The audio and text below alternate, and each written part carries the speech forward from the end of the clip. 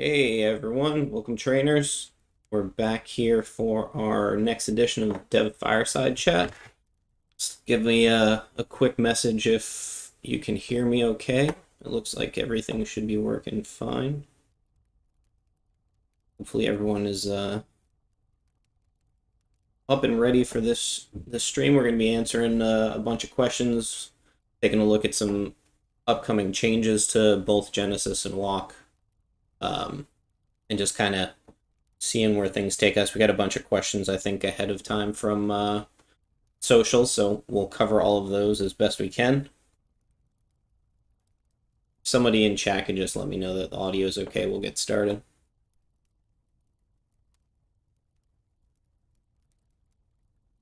I don't know if I can see the YouTube stream chat. Okay. Benjamin. Oh, YouTube. All right. So it looks like most of the folks are on YouTube this morning, which is why my Twitch chat is empty. Okay. Good morning, Mats and Benjamin. All right. So get a pretty jam-packed schedule here. I will caution everybody.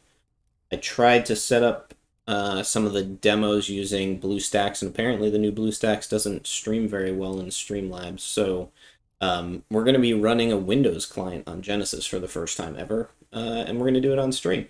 So, Harry, Twitch chat isn't empty. I don't see too many people on the Twitch chat, or at least there's no stream. There's no actual messages coming through. All right, so I guess let's kick it off with a quick update on Genesis. I know there's been some questions lately about Genesis and the work that we're doing. So our primary focus, really our two main focuses for the last sort of couple of dev cycles, have been essentially Battle League and new player onboarding and new player experience. You guys, if you've been on any of Telegram or anything like that, you probably have seen me talking a lot about our new push and objectives around creating a better experience for player onboarding. The hub team has created a bunch of new changes to the way that players are onboarded, and we're continuing to sort of follow suit on the game side. We'll cover a little bit about some of the stuff that's coming to Genesis over the short term. Just take a quick peek. I'll switch scenes. So if anyone has actually created a new account recently, you'll have noticed that on the hub there's a new synthetic workflow, basically for how you create and get access to your synthetics. We've decided, as after some research, that we need to sort of simplify the process. We were noticing that a bunch of new players were sort of not able to make a decision on which Cryptomon elements to pick, and so we've moved to a little bit of a different approach, and we're going to be doing the same thing in game as well. And so the moving forward on the hub, also on the and actually I'm going to switch this off. Moving forward on the hub, and also in game, eventually we'll be adding the ability for players to get 4 synthetics, and then the 4 synthetics will actually be randomized for you. So the idea here is that we're going to give you essentially one of every element. So the general flow is you'll get a quick little pop-up when you come into the game if you don't have any Cryptomon, asking you if you want synthetics or not. The synthetic flow will sort of pick up, and you'll get 4 random eggs minted to your synthetics minted to your account, and then you'll be able to have the ability to hatch them in game and see them. Obviously, they won't be adults, but they'll be babies. But this is sort of the new flow that we're looking to implement in game, so that way, regardless of where players come in, if they come in through mobile downloads or they're just able to sort of walk into the web app, they'll be able to better get onboarded and set up. Another thing that we'll be looking at adding for new players and also for existing players, I think someone had asked about changes for existing players. We're going to be adding a new daily login reward system. So A lot of games have this. You'll see it, and it's a way to sort of reward players for logging in every day. The idea is the beginning of every month on the first, a new calendar will get released with basically a reward per day. When you log in for the day, you'll be able to essentially collect a reward for free. If you log in every day, you'll be able to essentially get every reward. Obviously, the rewards here are just sort of samples, but over the way that it'll end up working is the more valuable rewards will sort of be at the end of the calendar. So you'll want to not miss those logins. If you happen to miss a login, let's say you logged in for 3 straight days, and you miss the 4th day, when you log in on the 5th day, you'll be able to collect the 4th. And so you'll essentially be basically a day behind.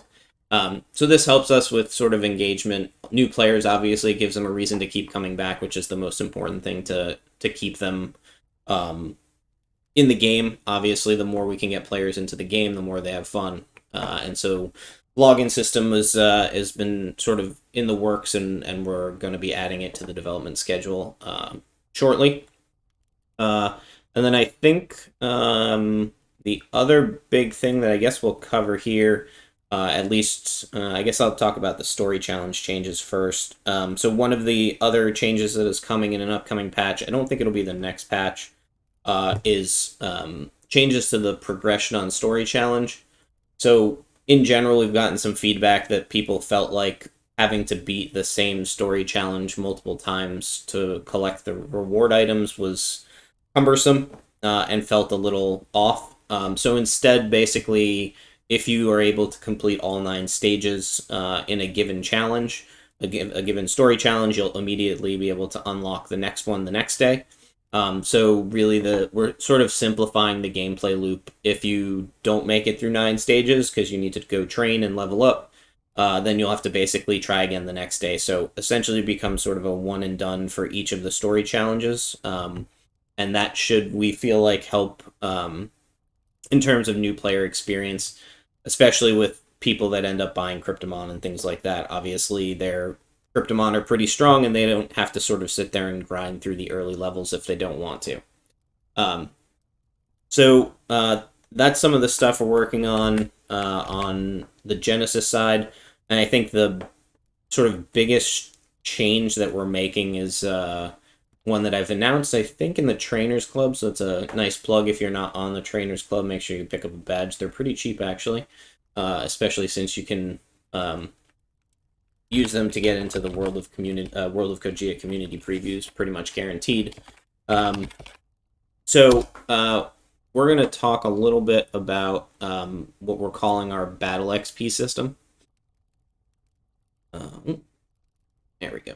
Hopefully that worked. Like I said, this is a new Windows build, so let's give this a minute. Hopefully this ends up working, which it did. So this is a feature that's actually probably going to make it into the next patch. So patch 32 will include this feature. One of the things that we've gotten a lot of feedback from new players on is when you first come in, you can play like your 5 dojo matches or whatever to get your star tickets. And then after that, you're kind of stuck really just training. And there's no... it's sort of just like a sort of very passive way to play the game. And so one of the newest features that we're adding is a Battle XP system. And so now when you play the dojo, you'll basically be able to earn Battle XP. The way that it essentially works is... every Cryptomon on their training panel, let's pick this one, it's a little bit easier to see, hopefully. Every Cryptomon on their training panel will now have a Battle XP bar. As of right now, it's 100 Battle XP per training level. So if you play enough matches and you get 100 XP, this little bubble here next to the Battle XP will tell you how many levels you have. You'll be able to use that level to essentially level up any of your existing talents. So it's basically a way for you to kind of play and grind through the battle system while at the same time progressing. Obviously, you're still capped by things like health items and things like that, but this gives you a more sort of active way to level your Cryptomon.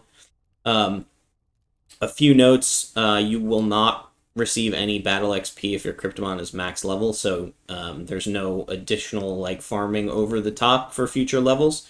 The only way that you're able to access the battle XP system and earn XP is if your Cryptomon is below max level. Also, when you get to max level, you lose all of your battle XP. So when you roll over to 50 across the board, you'll lose all of your battle XP. And as of right now, you are essentially only earning battle XP in the dojo. So you'll see here, this guy's got 17 levels. So you can carry over your battle XP pretty far if you want to save it up. Let me just put some items on this guy to get him ready for battle. And we can take a look. We'll get this gun. This guy's already pretty much ready. And then I'll need some main here. Let's take this guy. Okay. So now when you go into Dojo, you'll still get your 5-star tickets for the day. You will not receive unlimited training tickets anymore. So the battle system has kind of replaced that unlimited training system. You get a fair amount of training tickets already from Story Challenge, also from your daily boxes. So it should still pretty much cover you. So you go in and you'll pick your normal Cryptomon team. Nothing really changes here. You'll be able to essentially battle. Apparently I one-shot that guy. This should be interesting. Might have to change some of the balance on that. So that way if you're playing with a mixed team, you're disincentivized from doing that. But we'll play through the normal battle. And then I'll sort of show you at the end where everything sort of comes through.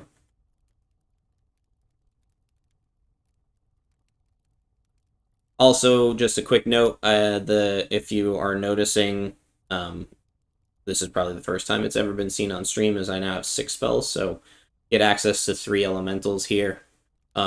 This is in the next patch, so the next patch you'll be able to pick an extra elemental spell, whether that's a second direct damage spell or an extra utility spell. We're doing the new spells in 2 pieces just for balancing purposes, so the idea here was essentially to really just focus on making sure that the 3rd spell slot worked and then balancing the rest of the spells, so that way we can make sure that everything goes out cleanly. So most likely the next set of spells will end up coming out in the following patch after this one. So that was pretty standard battle. I'll come out. You'll notice I earned my 1-star reward, and now it essentially tells me the XP that I earned. Actually, it looks like we have a bug. I'll have to check on that. This XP probably should have been on this guy. It's probably just a position issue on the display. So this should have been up here. That's why we QA things. So after that, you'll come out. You'll be able to go back to your home screen. I don't remember exactly how much XP this guy had, but he's at 90. Yeah, so he was at 60 before. So as of right now, one of the things you'll probably notice is it said I got 30 XP. That's actually because I have a diamond training badge. So the training badges now impact not only training time, but also XP earned. So essentially it's the same modifier. So if you have a 50% boost from your diamond training boost, you get 10, in this case, you get 50% extra XP. So as of right now, I think the standard earning is like 20 XP per battle. Obviously, we're still in the process of testing and balancing that, so that'll probably drop, most likely. Question, I guess, on stream is, so XP isn't shared. Yeah, so XP is not shared. It's one of the things they decided not to do. I think, in general, it's sort of a little kludgy if you just take your main team and earn XP. So it's kind of like a normal Pokemon battle. If your Cryptomon is part of combat and takes part of the combat, then they essentially are able to earn XP. We may end up changing it so that way they have to have actually attacked, but we're still sort of, like I said, in the process of testing some of the balancing.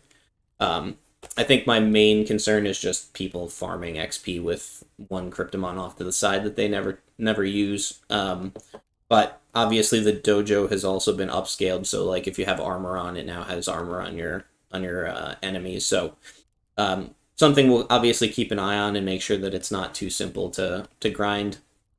When you actually have enough XP to train, we'll take a look at this one. So like here, I'll be able to update my resistance. We're having the same issues in staging as we are in production with some of the delays on calls, so this takes an extra couple of seconds.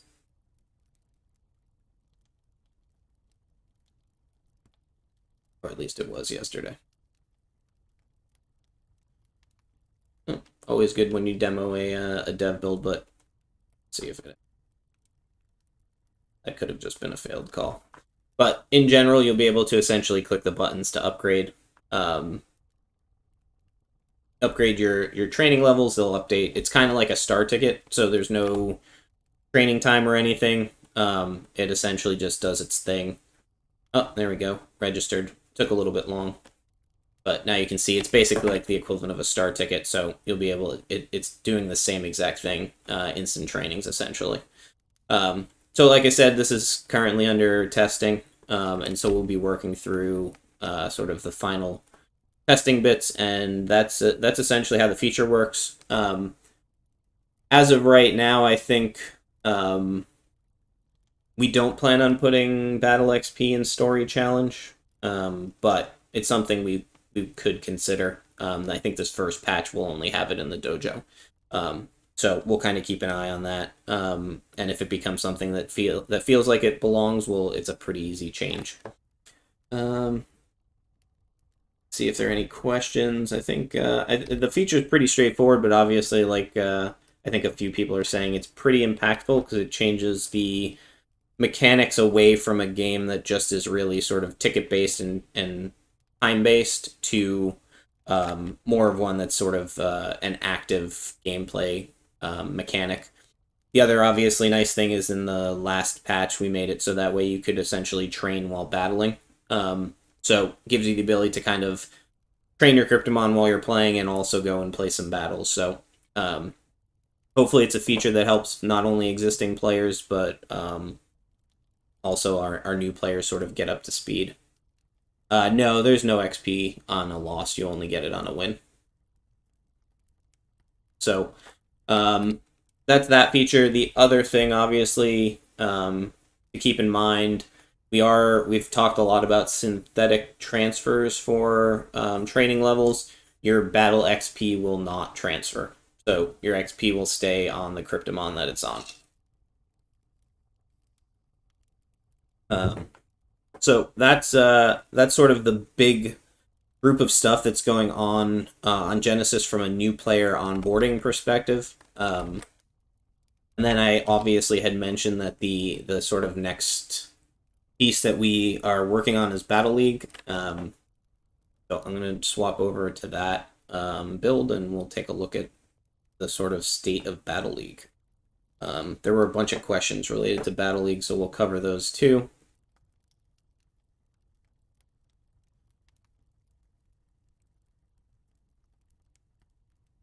All right.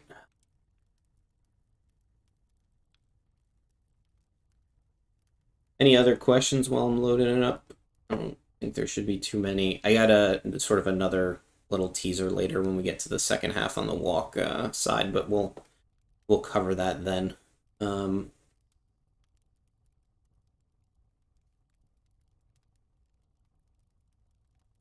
Right. All right. So Battle League. So Battle League, as you guys can imagine, is a pretty massive feature. I don't know why it keeps doing that, but that's fine. So pretty massive feature. Obviously, it's almost probably as big as Story Challenge, if not slightly larger. And so in terms of status, we have pretty much finished the entire UI design and UI development. And the back-end matchmaking framework is completely finished. And right now we're really just hooking up the queuing mechanics. So basically, how people enter queue, exit queue, matchmaking obviously is already sort of is handled, but that's sort of where we're at, and I'll show you a little bit of that. The things left to be completed before we are really sort of ready to sort of run in a test season are end of season rewards. So one of the things that happens in the game is basically when a season ends, there's a few days in between where essentially we calculate rewards based on the number of player completions and everything, and you'll be able to essentially log in to the game. And when you go into the Battle League screen, you'll basically be prompted with a little bit of a pop-up that shows you the things that you've earned for the period. The rewards will be a mixture of things. So there's some sort of unique consumables that are coming to Battle League. I think I've spoiled them before, but maybe I didn't. So currently our battle consumables are single purpose. So essentially you get like an HP heal or an attack or something like that. The new Battle League consumables have multiple uses. So they may give you an HP heal, and they may also boost your attack. So there's sort of mixed use, and some of them may even do more than that. So there's different tiers of consumables that you can earn at the end of the season, and then essentially those consumables the consumables that you earn will depend on your final standings in the rankings. So there's silver, gold, platinum, and diamond consumables that you can earn, and so those consumables will have sort of a mixed use. Like I said, some of the higher level ones very well may even boost a couple of stats. So you could imagine some of the higher level ones boosting maybe 3 stats or something like that. So that stuff's still sort of in balancing, but it's all pretty much just at the point where we're just tweaking some numbers. You'll also be able to there'll be some NFT and KMON rewards at the end of the season. Also, those will most likely in the short term just be airdrop. So after you collect it, it'll basically go into the queue for you to receive during the next reward cycle. But let's sort of dive right in terms of the Battle League feature. So this is the screens that I've sort of shared already before. You start essentially each season at a specific point. Obviously, it looks like there's a mismatch between the seasons, but you guys can ignore that. Everyone will start the first season in the Stone League, and then essentially the way that the system works is you play matches, and you earn points for a win, and you lose points based on the number of points you lose is based on your current league tier, essentially the league that you're in. So for example, if I'm in the Stone League, let's say I'm in Stone 4, and I win a match, I'm going to get 20 points for a win, say, and then because I'm in a lower league, if I lose, I'm maybe only going to lose 5 points. As I start to progress up, maybe in bronze it's the same, and I'm only losing 5 when I win, 20 when I win, and 5 when I lose. Maybe as you move up to silver, you're going to end up losing 10 points and still winning 20 points. And it'll basically cap all the way up in Diamond League, where you're essentially winning 20 points and losing 20 points per match. So you'll progress basically through the ranks. Each ranking, and this was probably not the greatest of accounts to log into because, I guess it does show you. So other than the last ranking, which is Diamond 1, you have essentially 100 points that you need to earn before you can earn the right to a promotion battle. So once you get to 100 points, you're given a promotion battle. And that promotion battle essentially is, if you win, you'll basically get promoted to the next tier. And you'll be able to move up, and you'll be able to claim those rewards. So once you move into a tier, you can claim your rewards. If you were to lose that promotion battle, you'd lose your standard points and sort of just remain in the tier that you're in. The same holds true for demotion battles. So when you get to 0 points, let's say you're at 20 points and you lose 20 points, you're at 0. You are now at a demotion battle. you get the opportunity to basically keep your right in that specific league by playing and winning your next match. The demotion battles, if you lose, you'll lose basically the full amount of points, and so you would start you'd start down a tier, down a single loss of points for that tier. So let's say it was a 20-point loss. When you lost from Diamond 1 down to Diamond 2, you'd be at 80 points out of 100 in Diamond 2. So you don't get dropped all the way back to 0, but you do, if you continue losing, can drop all the way essentially down. When is this league coming? So in terms of timing, I'll cover that at the end. And then Luciano, it looks like how long will a season take? So that's something we're still working through. We're sort of looking at a couple of different options from a gameplay perspective. The first is 30 days per season, so basically every 30 days there would be a new season that runs. The other option is 60 days. So essentially every 60 days you'd get a reset, and then the last one is quarterly. We're still sort of looking through and figuring out how often we want to run things, what's the right sort of amount of time for players to progress. I'm on the side of maybe a quicker turnaround time, so basically running the seasons every 30 days or 27 days or whatever, with a 3-day period in the middle. Yeah, so and then obviously there are questions about the Battle League Pass. So the Battle League Pass is good for one season, so it would only be good for a specific period of time. Once that season was over, you wouldn't essentially be able to access that feature without buying another Battle League Pass. So every season you have to activate it in order to claim the rewards. You can kind of see that mine are not active because I don't have a reward. It also doesn't look like, I guess it looks like I claimed one here, and I can claim one here. So you'll notice that the primary focus of rewards in Battle League is really around consumables. Some of these are obviously being in the process of being balanced, and we'll probably tweak some of them. But I know that people had concerns about like the number of consumables that you had to use. Obviously, if you buy the consumables, you can buy the consumables, but if you play smart and play well, you won't have to use them in every match for sure, and you'll be able to earn some and sort of stockpile. Obviously, we'll continue to sell the consumables, and we're constantly sort of looking at the mechanics around how important they are in battle. So I think most people have seen that the HP, the health potions, now put your entire team on cooldown, so you can no longer spam a health potion on all of your Cryptomon back to back. So you get your same 6 cooldown timer as you do with the elemental charges. We have been talking about whether or not we reduce the cooldown or even potentially remove the cooldown on the non charge and health potion battle consumables, just because they're not as impactful, and obviously having the ability for players who do have them that are not as geared will make things more interesting battle wise. And then the only other thing we've talked a lot about is having consumables cost you a turn. So that's sort of the other thing that we've been kicking around. Obviously, consumables are a big important part of the game. Most people haven't been playing with them except for in Story Challenge. That will 100% change in Battle League. Obviously, our goal is a balanced sort of gameplay with not having a huge pay-to-win mechanic. And we'll sort of keep an eye on things as we go.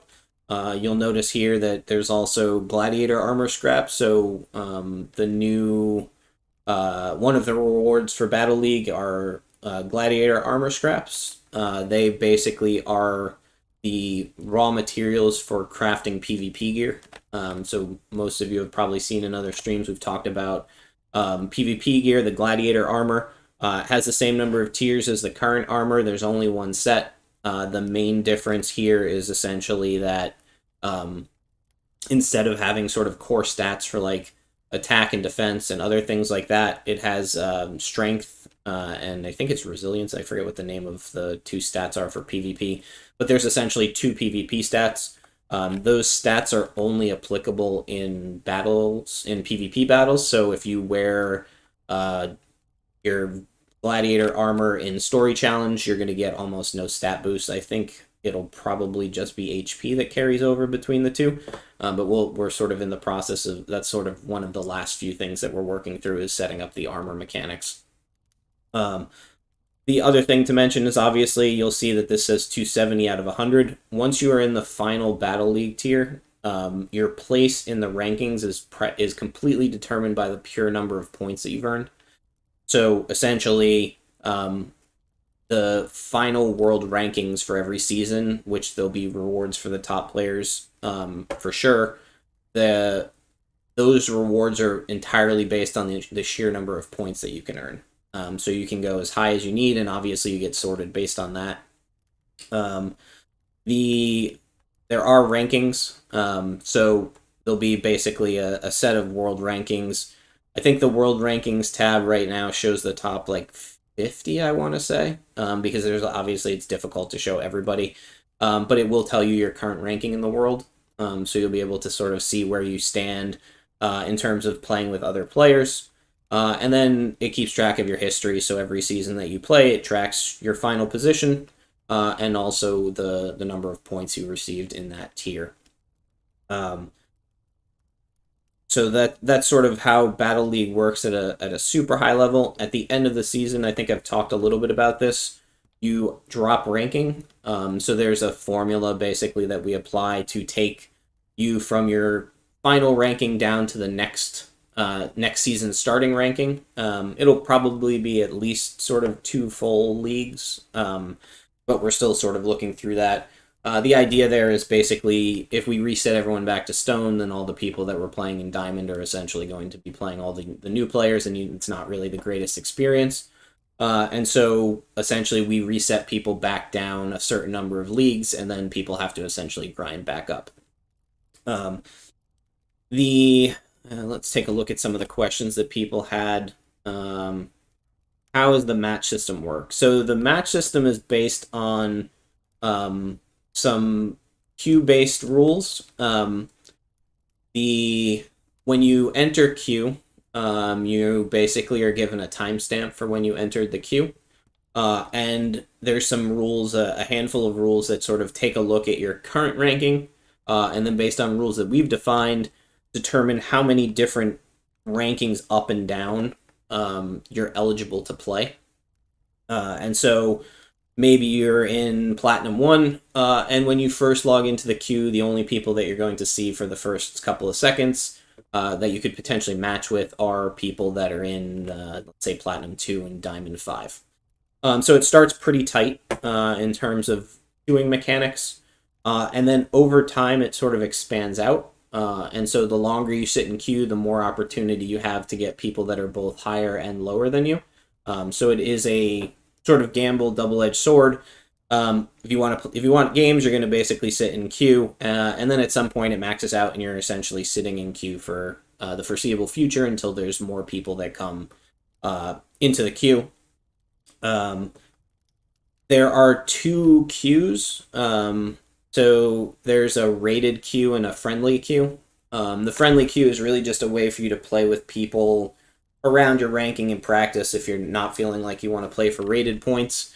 Rated battles are obviously points that affect your rating in terms of battle rating.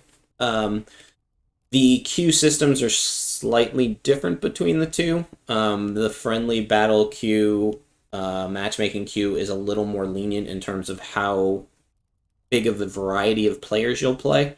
It still tries to group you along with players around your sort of ranking, but for the most part, it's definitely a little more lax than the rated queue. There are no limitations. I think one of the questions was if there are any limitations on battles per day. There are no limitations. You are free to play as much as you want. Obviously, if people are in queue or around your rating, you'll be able to play them. You do not get to choose. Another question was whether or not you get to choose to battle or not battle anyone. When you are in queue, the moment you get a queue pop, if you do not cancel your queue, you will go directly to the match. If you leave the match at any point, you will forfeit and you will lose points. It will be considered a loss for you and a win for your opponent. So the The system's pretty strict. Obviously, we are trying our best to prevent people from cheating. I've done PvP competitive stuff for a long period of time, so I know almost all of the tricks because I've exploited them in the past. So I know pretty much what everyone is thinking and what they're going to attempt to do. And most of the cases, it will not work. The caveat here is we will be implementing bans. So I'm pretty familiar with telling how people cheat, and it's pretty easy to look at match history and figure out if somebody's win-loss trading or cheating. It's pretty obvious. It becomes a pretty simple thing. We'll be basically creating back-end scripts to flag accounts to let us know daily if there are any accounts that we need to look at for cheating. Obviously, KMON coin is an actual cryptocurrency, and we take cheating very seriously. The first time you get banned, you will be disqualified from the season, and you will be dropped immediately to Stone 5 in the next season. So you will be basically dropped all the way back to the start. You will lose all your progression. You will not be allowed to play the rest of the season. That is for the first offense. For future offenses, if we continue to see issues, it will just issue a permanent ban on the account. We are not really going to be having discussions about people cheating. Like I said, I know pretty much every way that people cheat. I've seen it all, and so we will be pretty active and pretty strict in terms of cheating. Obviously, our goal is to create a very fair environment for players, and we want everyone to feel like they have a fair shot, and that people aren't taking advantage of the system. So that is that at a super high level is the Battle League system. I will say also on the cheating front, there are some things that are built into the matchmaking system that will prevent you from actively cheating.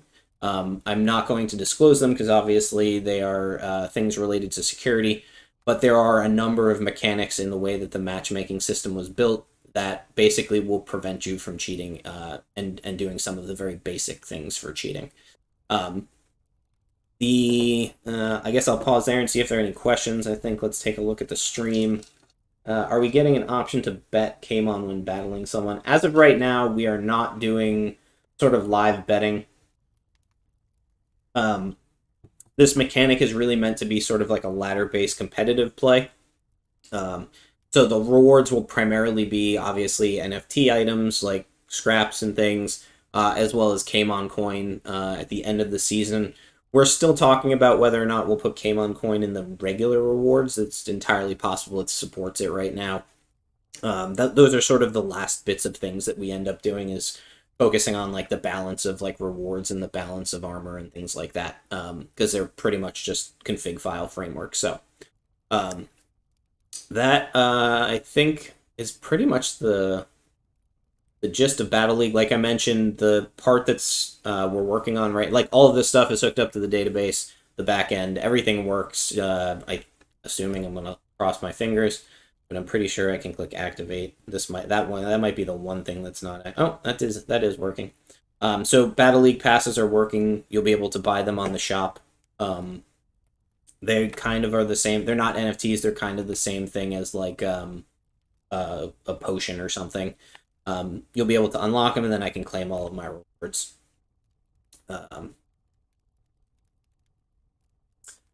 So that's Battle League. I think that was most of the stuff on that. Let's take a look. I'm just take a look at the rest of the questions. I know that there was. I'll answer some of these questions while I'm sort of resetting up my next set of streams.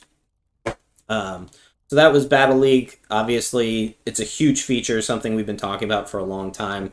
Having an automated feature for competitive play is pretty huge. Obviously, there's a bunch of stuff that's part of that. We're obviously leveraging some of our existing systems, but there's a bunch of new stuff that we had to build.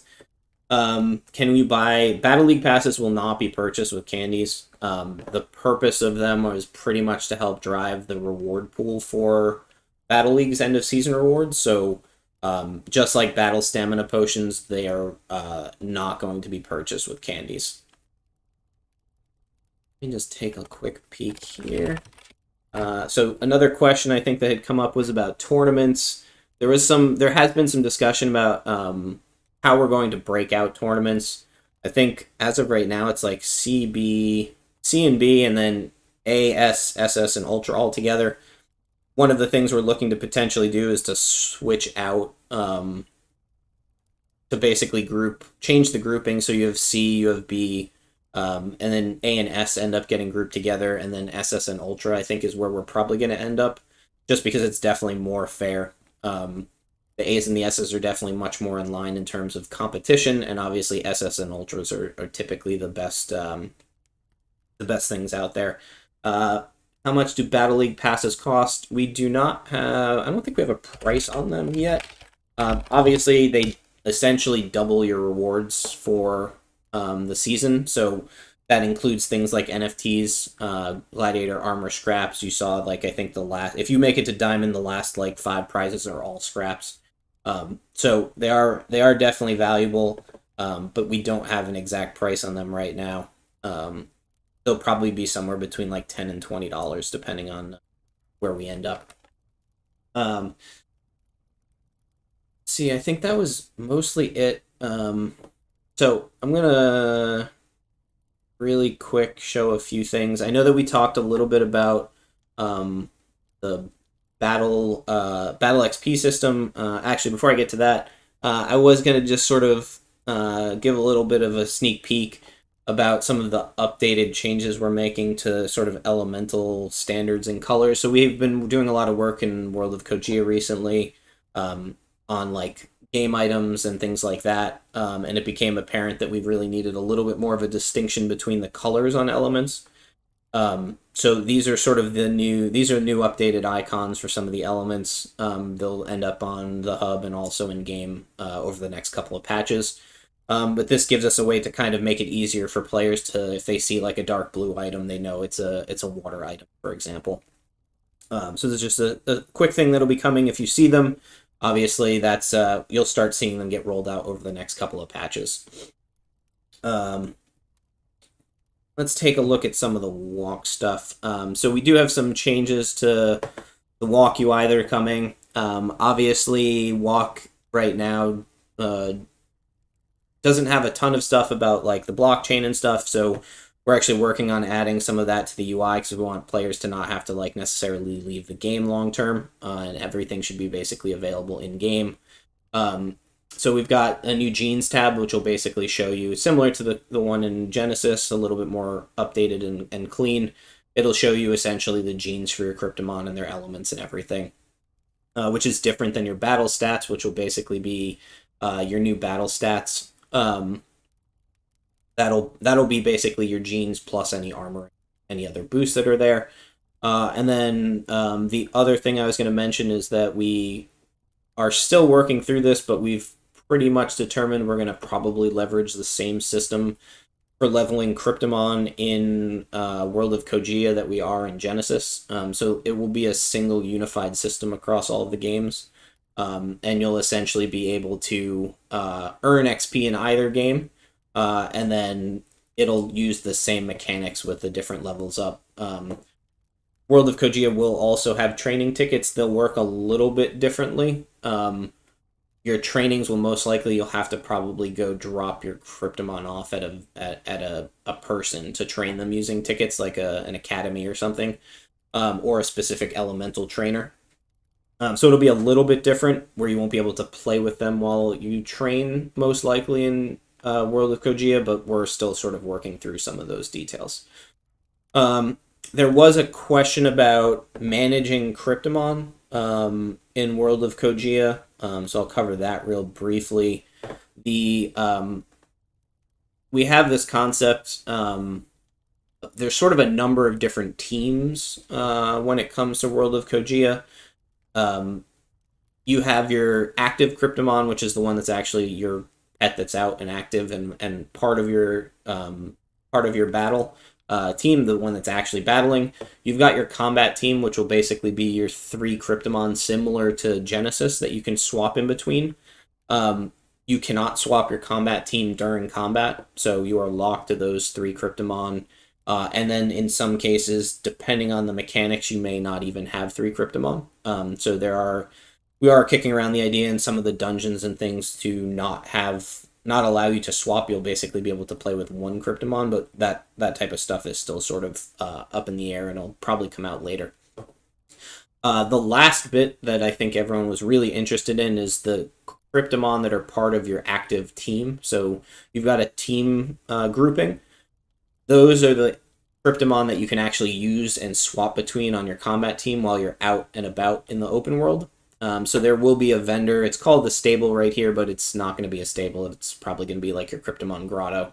But there'll be basically a person, an NPC that you speak to in some of the towns that will allow you to access your sort of non-active team members, and you'll be able to essentially pick and choose your team that'll be out and available to you. So you get your 3 combat Cryptomon, and then you also basically get a team of up to 8.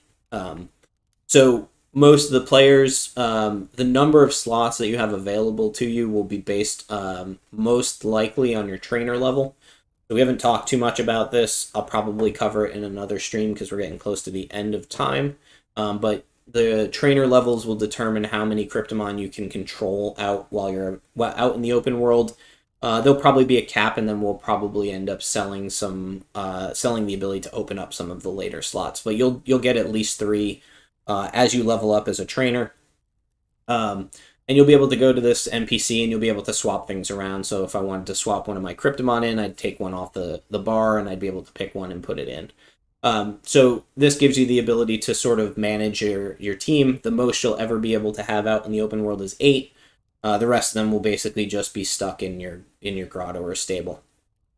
Question, wait and walk can't level up on... Yeah, so I don't know why that was confusing, but in World of Koji, you get battle XP from killing creatures also. So same mechanic, just basically it's open world combat instead of real combat. So that's sort of the question that came up about like the number of team members. If you want to go and swap a team member, obviously you have to go find a vendor or find the NPC for the grotto or stable and be able to swap your Cryptomon out. So you'll only ever be able at max be able to get 8. Most of you will be recognizing that is one of every element, which is obviously by design. So that's sort of how the team concept works in terms of training, in terms of swapping your Cryptomon and being able to use them out in the open world. Obviously, I think the question was about auras and being able to have access to all of the elements, so that way when you're out farming, you'll be able to do that. So that was one of the purposes for the design. There are also some questions about the food and health items and whether or not you'll be able to take them from Genesis. As of right now, we don't plan on having a crossover. So the idea is that your food in Genesis and your items in Genesis are really for Genesis. Whether or not the Tamagotchi stats carry between the two, we'll probably have to make something work between that. But the Tamagotchi's mechanics work a little bit differently in World of Koji. We're not ready to sort of announce and talk through how those work. Same sort of similar mechanics, but the way that they go up and down sort of obviously changes because of the way that the gameplay works. We have talked about having the ability for a person to go to a NPC and be able to bring over a certain amount of items periodically from game to game, but I don't think there'll be a huge need. The way that World of Koji works is that the farming of food and mechanics happens more organically. So when you kill creatures, you get items that you can then craft into food and things like that. So let's see if I think there was a question about training levels. We covered that. We covered swapping. There were some questions also about raid mechanics. You just see if this will swap for me. Let's see if this works. There we go. Perfect. Okay. So there were some questions, I think, about like archetypes and mechanics for dungeons and battle. So a lot of that stuff is currently under development. Obviously you guys know I love RPGs. Obviously WoW being one of them. Most games like that have archetypes. The plan is to have loose archetypes still with DPS and tanks and healers. There's not going to be like a huge. I think for some of the smaller encounters, there'll probably be an ability for you to have like a dedicated tank healers and DPS. I think from some of the larger encounters, when we get to like raids and larger bosses, I think there's going to be more general of a strategy where you need a team that's capable of doing a lot of different things and is very versatile to pick up when things happen. So like let's say your tank dies, one of your other players might have another tank that they can pull out and start tanking the boss. Same with healing. Healing, obviously, we're working through a lot of these mechanics as now that we actually have a combat system. We can start playing around with some things. As of right now, most of the group healing is AoE. There's no direct target healing, but the idea is that we could obviously the system supports it, and whether or not we decide to add it, we'll sort of see how gameplay works. One of the things that will end up coming out is right now all of the Cryptomon require melee attacks in order to generate charges. So essentially, I can't generate charges just standing here, which means that in some of the dungeon encounters, obviously, it becomes more difficult for a person to play like ranged DPS, and all of the Cryptomon essentially have to be at the boss. That makes the encounters a little bit less interesting. So we are exploring some mechanics where there will be sort of spells that potentially allow you, like maybe you can replace your physical spell with a spell that allows you to channel and generate charges from a distance. Or gives you a buff that basically generates charges over a period of time. Obviously, you lose out some of that melee DPS, so you got to figure out sort of how that mechanic works and whether or not that makes sense. So there's a lot of balancing that goes into it. We've also talked about creating sort of talent trees where you can go and pick a specific archetype, and then depending on which archetype you pick, you get access to specific spells. So you'd be able to get access to a specific spell for range DPS, for example, or for healing or for tanking. So a lot of that stuff is sort of still up in the air. We're going to sort of see how things play.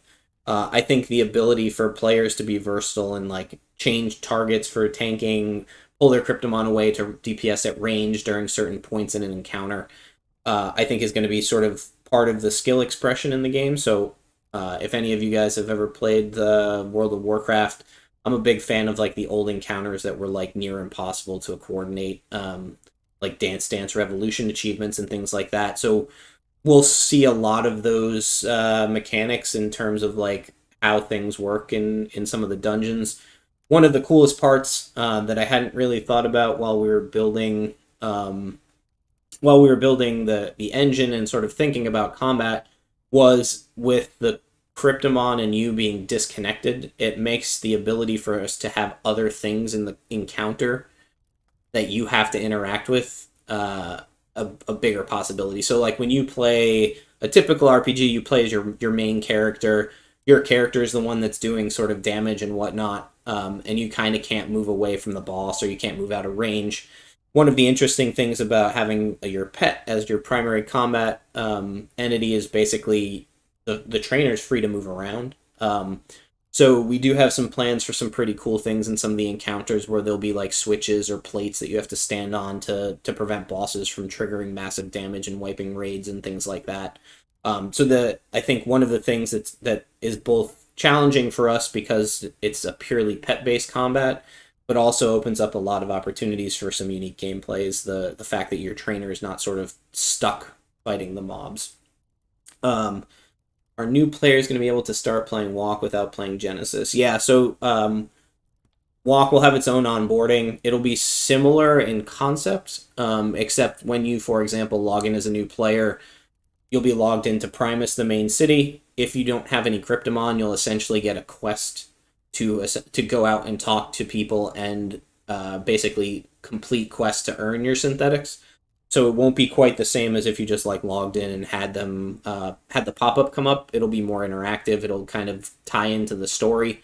You'll basically go to a bunch of different guys and vendors and NPCs, and you'll have to basically earn your synthetics to start playing the game. The I think I'd also mention the trainer levels. So one of the things that's very unique, and I won't cover it too much, is that your trainer levels are going to impact the ability to access the strength of your Cryptomon. So even if you have a level 50 Cryptomon and you first walk into Walk, your experience is going to be basically like a new player.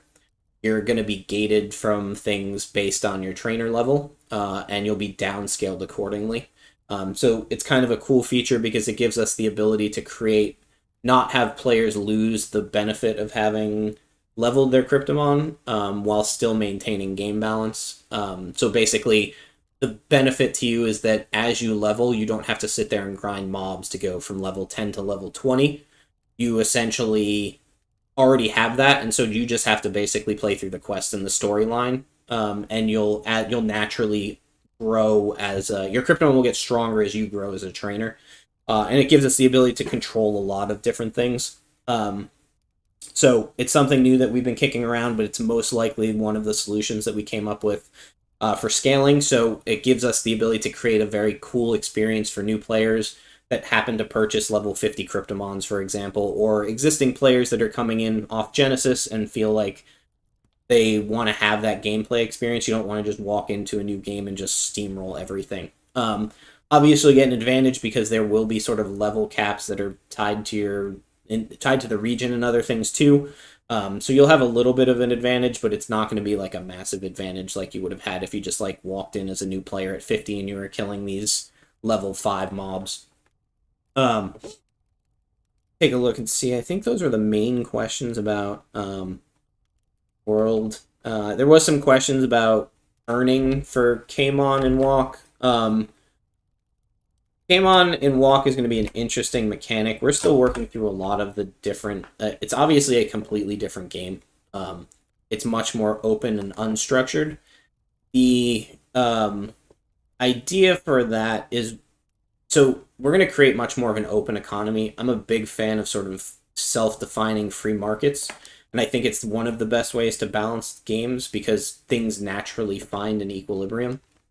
So one of the things I think we've talked a little bit about is that almost everything in World of Koji, all the game items will be sellable on the auction house. So you'll be able to take anything that you earn in game and sell it, whether it's energy from vortexes, energy essences, whether it's materials for crafting armor from high-level dungeons. You'll be able to sort of sell that for KMON on an in-game auction house. You'll obviously still be able to sell your NFTs out in OpenSea and in our marketplace and everything.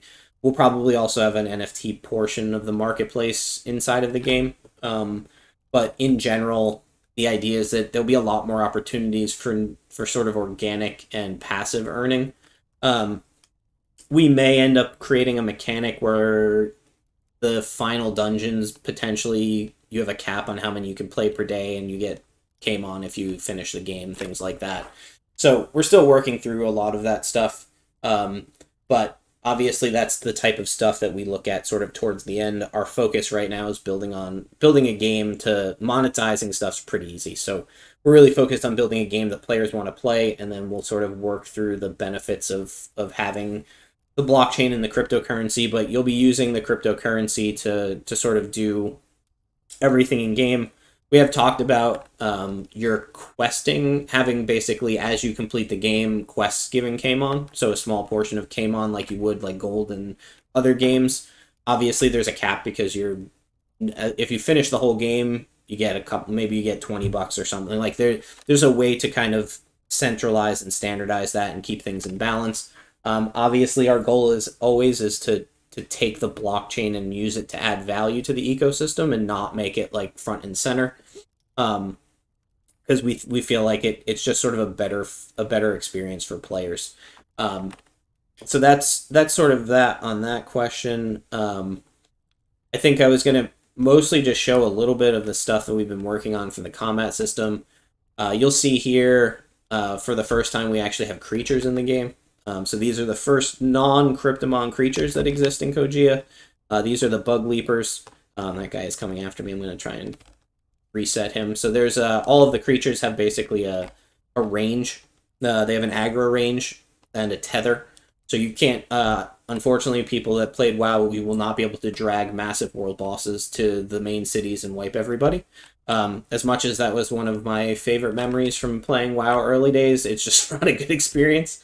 So you won't be able to drag them. They have a specific, every creature has a specific aggro range based on the type of creature it is. The aggro range also scales based on the level of the player. So the more levels you are above a creature, the less likely they are to aggro you. So it's one of the things that sort of creates a gameplay experience where you don't like feel like you're constantly being attacked by everything. They're sort of the general concept is they're kind of afraid of you. One of the newest features that you probably saw, or at least you're seeing for the first time, is this new health bar and combat bars system. So one of the things I've been kind of playing around with is figuring out like the best way to make it feel make the combat feel as organic and natural as possible. You'll see that there's a Cryptomon off in the distance over here. You'll notice he doesn't have a combat bar, he just has a nameplate. When I get within a certain range, his nameplate turns to a combat bar. So the system automatically detects like targets that are in range and adjusts accordingly, so that way it becomes more of a combat UI. The other thing that changes is that you'll notice that at a distance the bars fade. So the farther you are away, the more sort of transparent the bars get, so that way they're not in your face and it's a lot easier to see the things that are around you. And then whenever you target a specific target, everything becomes much more big and bright, and it gives you the ability to kind of really see, if you were in a group, which creature you're targeting, and then when you switch, basically they obviously switch. So this is really super important for when you're fighting like large groups of creatures. Obviously, Cryptomon have AoE, and there's going to be places where you pretty much end up getting bombarded by a couple, 5, 6 creatures. Obviously, in dungeons, that becomes a big thing with having groups of pools of mobs where they're all tethered together and you have to kill 6 or 7 creatures at once. So these are all the sort of mechanics that we're building into the game right now to really, it's sort of like the base for combat. The nice thing about like this type of stuff is like the way that the game's been built is this system translates directly into raids and dungeons. The creature AI is actually a standardized framework. So we have the ability to define rules for how creatures battle, give them a sort of logic based on how difficult we want them to make, and then we also built a plugin framework so that way specific encounters like boss encounters allow us to override that AI logic and give us the ability to create very unique experiences. So most of these creatures are going to be pretty much like looking at damage and figuring out how much damage they can do, how many charges they have, how far you are, that type of stuff, to figure out what the right thing is to do from an AI perspective. In the boss mechanics, there's going to be things like enrage timers where all of a sudden you've been battling for too long, maybe you took too long to kill the boss, and then the next thing you know, he comes out to the center and just blows the entire group up. They'll also have some things that are maybe health-based, where basically the boss at certain health checkpoints will cast specific spells or do specific things. So there's a lot of sort of very interesting mechanics that we're building into the combat system to create super interesting encounters for things. So Souls, I think you saw. So as of this build right now is essentially a mobile build. So we have an entire development cycle on the roadmap to essentially completely change the game for PC. So PC, the PC will have key bindings. This UI will actually shrink down to more of like a small button UI to show you the cooldowns on the bottom. It'll be very much more PC oriented. So you will lose all these buttons will shrink down. They'll become smaller buttons. Things like your run button and your jump button will disappear. We'll probably keep some of the other things, maybe your whistle and your swap target just in case you want it. But the idea is that basically we'll completely customize the UI for PC. The UI will have full key binding support, so every action you can perform in the game with a click of a button or anything will be you'll be able to bind keys yourself. So, for example, your W, A, S, and D keys will be used for movement. You'll get 2 sets of keybinds. You can also use your up, down, and left, right arrows. Tab will be the default for targeting, so you'll be able to basically tab between creatures in order to swap. there'll be a couple of hot buttons for swapping between your team. So you can swap your team right now by basically clicking the button. You can see here there's a cooldown, so we are going to limit how often you can swap. I think it adds much more interesting mechanics. It's actually something I've considered doing in in Genesis also. Putting a cooldown on the amount of times you can swap, things like that makes it much more interesting, and you have to actually think about what you're doing. All of the spell buttons will be bindable, so you'll be able to bind every single spell to a different key depending on how you like. Spacebar obviously will jump. Whistle, which is your callback. So like if I start to attack and my Cryptomon goes out, I can click my whistle and he comes back and he follows me. So it's basically like a follow mechanic. There'll be buttons for auto run, things like that.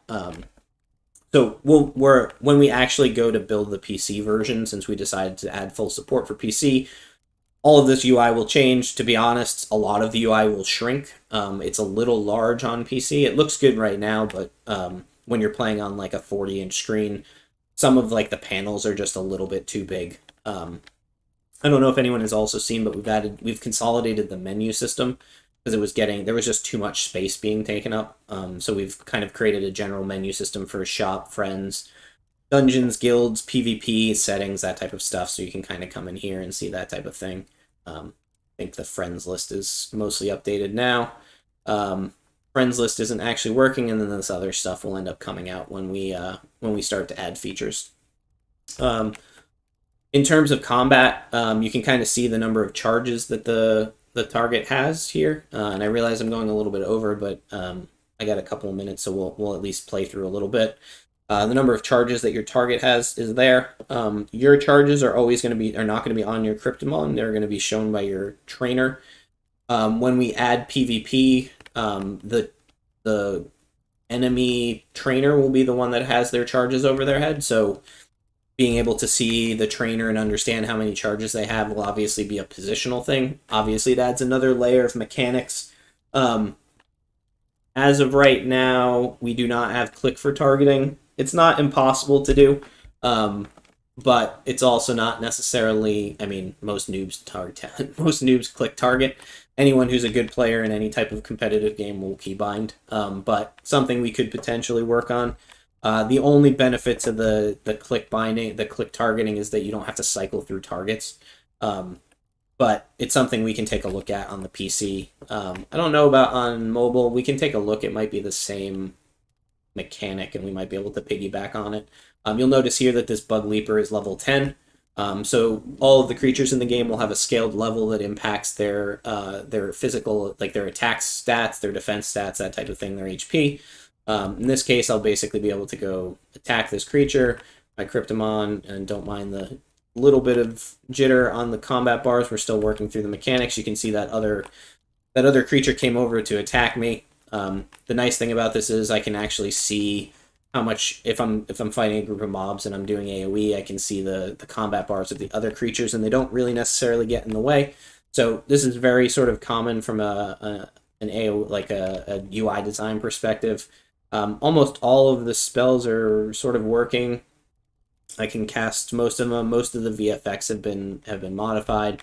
If I call my Cryptomon back, I can also cast things at range. So range spells work and they target. Most of the spells, like I mentioned, are sort of working. I can panic attack, take charges. I don't think the charges are being stolen. We still have some bugs related to like the cap on charges. Probably should be 100, but it's not right now. All of the shields work. Your shields will remain on you for the period of the duration of the shield.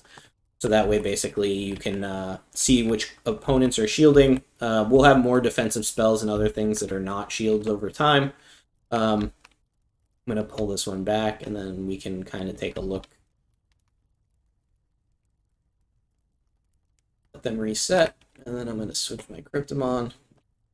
So you'll be able to see I have a couple of good samples of AoE targets. Right now, the combat stats aren't resetting. And they're also not dying, so you probably saw that I killed that creature, but his health bar went to 0 and then just reset. This is purely just for the purposes of the demo.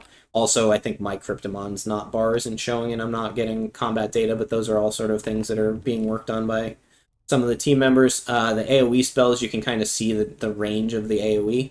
So all of the AoE spells have a radius that they occur in, so you can avoid some of those things. You'll see like the effects are applied. I think that one is Scorch. But all of the spells from Genesis are pretty much ported over VFX wise. We've done a bunch of rework, so like this new, I think the new Inferno spell is completely different. And I think Meteor is too. I don't think Hydra changed. But you can kind of see, you can get a feel for sort of how the combat's going to work. We are working on some other mechanics where your trainer can potentially get targeted. One of the things that we're looking at from a trainer perspective is the concept of having your Cryptomon on your combat team that are alive give you a protective bubble. So let's say you get a damage reduction from having 3 Cryptomon alive, you'll have 3 buffs. You'll be able to take less damage. You'll take a significantly less damage. If one of your Cryptomon dies, you'll take more damage from AoE spells and from other things. And then, obviously, when all of your Cryptomon are dead, you're pretty much going to get wrecked by whatever the creature is that's attacking you. So we're still working through some of like the trainer mechanics, but we wanted to get sort of like the base of the combat done for the time being. Self-buff spells also are working, so like if I casted like a healing spell on myself, it would show on me. Same with static electricity. But you can kind of see how combat's going to basically play out. Obviously, we're still trying to polish everything. But for the most part, this is all over the internet. I'm actually playing on one of our servers, on our dev server. So performance is pretty good. It uses our interest system, so like if you're in another space, you'll never see any of the combat data for any other players. And it's very sort of targeted when it comes to how much data it's trying to send down, so that way we can keep things sort of moving forward. There was a question about auto attacks. As of right now, I don't have an auto attack option. I'm not completely sure if that's going to be something that we add. Obviously, other games have added it. There's a benefit and there's a pro and a con to it. We may add an auto attack option that you can toggle, but I think there's something to be said about spamming buttons, and it feels more like a combat system. It makes you kind of look at your cooldowns and sort of gauge when you can auto attack and when you should save because another spell comes off cooldown. I'm a big fan of like expression of skill in games and making sure that basically whatever you do is sort of showing your true skill as a player. So I think that's it. I think we went a little bit over. I'm going to take a quick peek and look and see if there's anything else on the list. If there are any other questions you guys can ask. One of the questions was, is the expected date of the next walk preview? So I think the next preview is going to end up being in September most likely, and it's going to be focused primarily on achievements and gathering function, like gathering professions. We'll sort of see how that goes. I don't think combat will end up making it into that one. We're going to have a dedicated community preview just for combat. So I think that's sort of where we're at. Obviously, we're still working through some of the things. We've made a lot of performance improvements from the first community preview. We've upgraded our networking stack. We've significantly reduced the amount of data that's sent at login. So one of the major issues we were having is that there was a lot of data sent out across the network to all of the players when a new player logged in. We no longer now send any data about players that are not in your specific interest area. So our system for sort of sending and syncing data has now been included with like Cryptomon data and character data where it wasn't before. So pretty much what you're looking at, there are no other creatures other than the creatures that are in this area actually spawned on my map. So from a game perspective, it's like playing a game with like 5 creatures in it. So even though it's this massive open world, the game is only really responsible for a very small encounter.